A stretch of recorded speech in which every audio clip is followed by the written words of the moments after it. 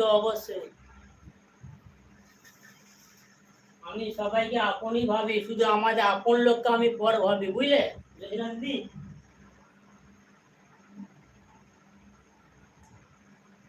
আমি আপন লোকদের পর ভাবি, আর পরকে আমি আপন ভাবি। কেন? আমি সব ঠকেছি, জীবনের সব কিছু হারিয়েছি, বুঝলে তো?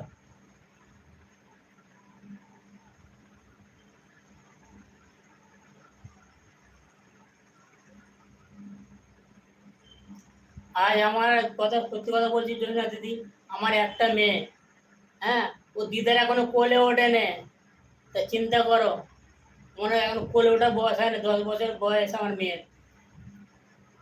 কেমন দিদা বলে না, দিদা বলে কথা বলে, দিদার কোলে কোনদিন ওঠে না, আর দিদার হাত ধরে কোনদিন ওটা ঘরে নেয়, বুঝলে তো? এর থেকে আর কি আর কথা বলবো বলো?